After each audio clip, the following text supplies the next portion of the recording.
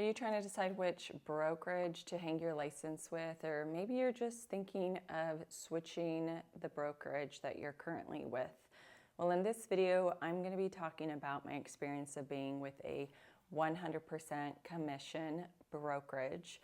I happen to be with them for an entire year, and I did have a very different experience. My name is Adelas Phillipson, and on this channel, I'm basically explaining, giving you insight of what it's like going from making $100,000 as a realtor and working my way up to $1 million a year as a broker.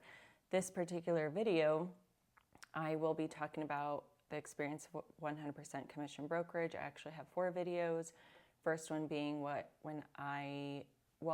time with a small boutique brokerage and when I left, with a traditional brokerage and when I left. In this case, it's the 100% commission brokerage, and then my experience at owning my own company.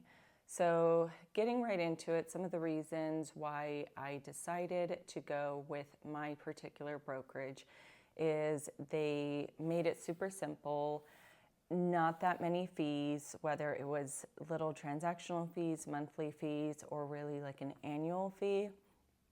When I was leaving the traditional brokerage at the time, which was Coldwell, I did my research, I called. There's actually a lot here, and I'm in the state of Florida. I don't know where you're watching me from, but some of them are like United, Partners Realty or Partnership Realty, I think Location, there's Charles Rettenberg. So I did contact some of them, and even though they say, yes, we are 100% commission, or maybe they have like a small little cap, whether it's like 3,000, 5,000 or something compared to other traditional brokerages, when it came down to the actual paperwork, reading through the fine print, because I did do my due diligence on each one, a lot of them had these like $30 a month fee plus a $200 annual plus the transaction fee, and we do charge you this particular transaction fee to your client, but then you also have this additional transaction fee because you did a transaction with us, and it just kind of ended up totaling up, whereas more, and it just didn't make sense. So the one that I ended up finding happened to be Florida Capital Realty, and they do, I believe, the entire state. So regardless of where you are in Florida, I think, I'm not 100% sure, but I think you can hang your license with them. They are predominantly out of the Miami area, but for me, I didn't really care about the location. It's not like I was actually going to be driving there. It's not that I needed to rely on them for any kind of support or just kind of paperwork, because they just do everything virtually. So I was completely fine with choosing them.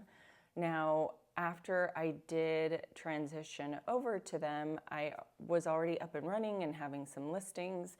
Thankfully, I did close out all the business that I had with Coldwell, so it was easy transition for me. And I just kind of knew the timing of my current clients as far as like where they were at when they wanted to list. So I thought, okay, if I'm going to do it, I'm going to do it now. So I did end up switching over to them. Everything seemed smooth, right? You always think the grass is greener on the other side. And for what I was looking for in terms of being independent, no one breathing down my neck or telling me what I can and cannot do, I really felt the independence and I really enjoyed it. And it was really interesting experience because when I would go to a listing appointment, that general question comes up of who are you with? And I would say Florida Capital Realty, and they're like, okay, like they didn't even budge. They didn't even care. It wasn't like, oh, I haven't heard of that one. I don't think I can hire you, Adela. It wasn't even a thing. I think now that I've helped so many clients, whether it's buyers or sellers, predominantly sellers at this point, the sellers, I think it's just like a standard question, like a default in terms of when they talk to realtors. I feel like it's kind of like when you buy a car and you go, how many miles to the gallon can I get on the car? It's not really that they care if it's 30 or 35 or 40 or 45, like that 5 mile difference. It's just a question they ask. So it was great. I could easily just tell them Florida Capital Realty. I was able to negotiate, and whatever we negotiated, I was able to fill out the paperwork, send it to the broker, and they were fine. They were like, okay, great, thank you. The biggest reasons why I ended up leaving Florida Capital Realty is just primarily the admin, the paperwork, the ability to make changes to my listing and keep it as accurate as possible on the MLS was the most daunting. So I'll give you an example. So I had a listing. I was going to make it live on Thursday, but it was around 4 o'clock. And mind you, they're only open Monday through Friday from, I think it's like 9 to 5. They're closed on holidays. So if it's a 3-day weekend, I really had to calculate when I was going to list something because I had to make sure that they had enough time to process the paperwork. Otherwise, I could end up losing out on an entire weekend. But this particular Thursday, I sent it at 4 and I thought, okay, fine, they'll get to it Friday. And then I called Friday and they said, oh yeah, we see it, we'll process it. Great. Unfortunately, they did not. I ended up calling them 3 times that day to make sure that they made it live Friday. It did not happen. And Monday was some kind of holiday. It wasn't even really a huge one, but they decided to be closed that day. I looked on their website. It did not say they were going to be closed. I'm sure they probably had a sign on their front door, but that was in Miami. I'm not going to Miami to see a piece of paper on their front door. So it didn't say that they were closed on our portal. And so I had a very upset seller. In fact, they didn't get to it Friday. They were closed Saturday and Sunday as well as Monday. And so then it didn't go on till Tuesday. I think it was like 12 or 2 o'clock. And that was really embarrassing, very upsetting. I couldn't believe it. That was the first experience when you promise and tell a seller that, hey, this is going to go live at this time, and it's 4 days later. I mean, it was almost like traumatic, and I thought, oh my God, okay, fine. And then I thought, okay, fine. I'll be proactive. I'll make sure to send them things in the morning. I'll make sure to, excuse me, I'll make sure to tell the sellers, I'm going to make it live on a certain day, give myself some wiggle room in case there are, errors. And I got used to that, kind of kept accustomed, but more importantly, I would call them. And I think they kind of got used to me calling. They're like, oh God, we recognize that number. Like, we better get to her email before she keeps blowing up our phone or, nevertheless, like maybe a chance of driving down here to yell at us or something. So anyways, that was one thing. The other part that's very difficult is the control of the status. Every time any little thing I had to do, I had to get paperwork signed by the seller and submit it, send it to them, and then wait for them to make the change. So it could be days of making the change as well. So if it went from active to under contract or to pending or actually ended up closing, that just takes many days, and that just really bothered me, especially when I would do the paperwork, upload it, send the email, and then days would go by, nothing would happen, and they were like, oh, we didn't get the email. So then I would have to resend the email and, hey, FYI, and it was just really like to a point where I was managing them and being on top of them and their admin and their paperwork. And talk about keeping the status up to date on the MLS. I was doing my part, but they were kind of dragging their feet. And for me, I'm the kind of person where I do it, it gets done, and I move on. It's behind me. I shouldn't have to come back and almost babysit and remind them like, hey, did you do what I told you to do? So that really started being additional work on top of my workload as it was for me to manage my own broker. The other part that really got bad was when it came to payday. So I would tell them, hey, we closed, I got the check, I deposited in your account, here's your receipt, here's all the paperwork, here's everything you need. Please go ahead and process my check. And then usually it would take about a week, 2 weeks. Worst case, it took 3 weeks for them to actually process my check. And it's just a constant. And then even after I would get my check and it would clear, I then have to process the paperwork and show that it closed. They won't close or put sold on a transaction until I get paid. So from the moment of me selling something, it going pending, and say we already closed on a property, it'll be weeks later before I actually end up changing it on the MLS, or they end up changing it on the MLS, stating that it's closed. So everything just completely gets dragged on throughout the entire process.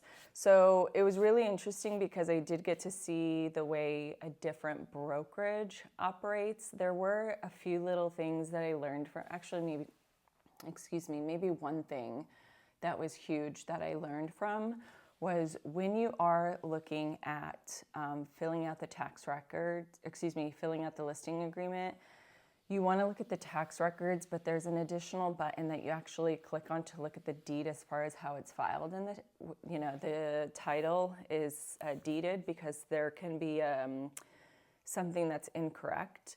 So that was one thing I realized to do. And now I feel a little bit more of above and beyond an average agent when it comes to making sure everything is accurate, because the way I look at everything I do is do everything as honest and as truthful and as best to my ability.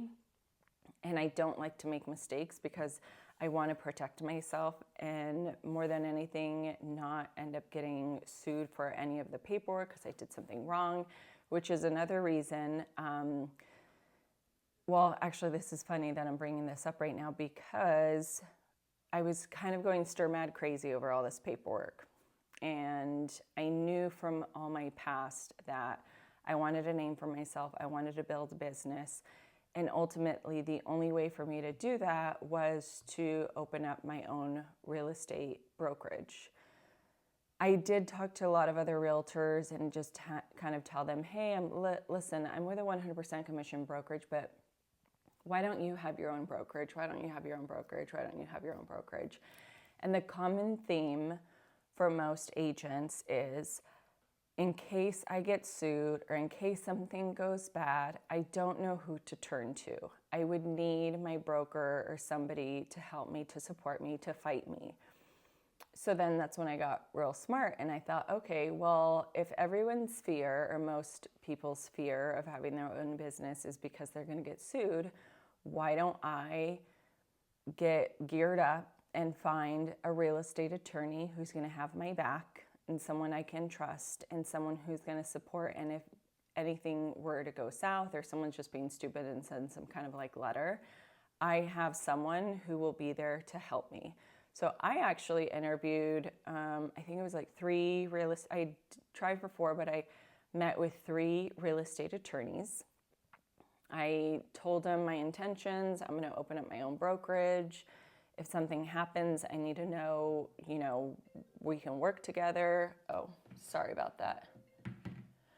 I need to know that we can work together. You have my back legally. If I get sued, you're going to represent me. And so we went through everything, and I did end up picking one.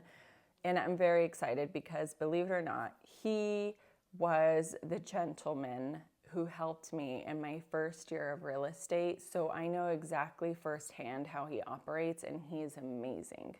So I think if anyone wants to have their own real estate brokerage, reach out, talk to some real estate attorneys, so that way you have the proper team, not just for yourself, but for your clients as well. Because when people talk about teams, they talk about buyer agents. My team, the way I see it, it's myself, my husband, maybe one day our children, my videographer, my photographer, my real estate attorney, my title company, my insurance person, my lender, my cleaning crew.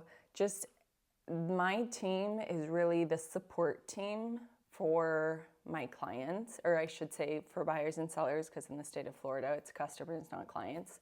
But that's kind of how I see it in this whole little sphere, is the support team, the network I have is so it is its own ecosystem to support the business and anyone who is involved with the business. And it's not just supposed to be a team where it's a listing agent and 7 to 12 other buyer agents.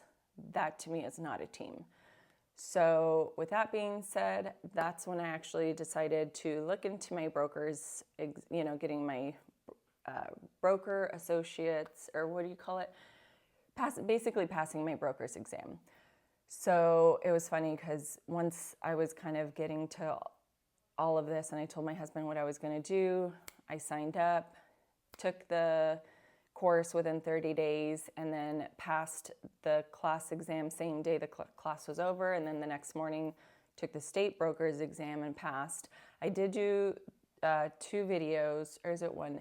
I did do one video for you guys if you want to watch. It's on my channel. It's one of the first that it actually is the first that I did. It's passed the exam in 30 days. So that is on there. And then the other video I did for you guys is just how to set up your actual business from A to Z. It's like 12 steps. And it's really everything that I did to open up my own brokerage. So again, this is video 3 of 4. If you want to go ahead and watch all 4 of them back to back, go ahead and do that here. And if you want to watch more kind of like behind the scenes, feel free to check out more videos on my channel. Otherwise, wish you guys the best. Thanks for watching.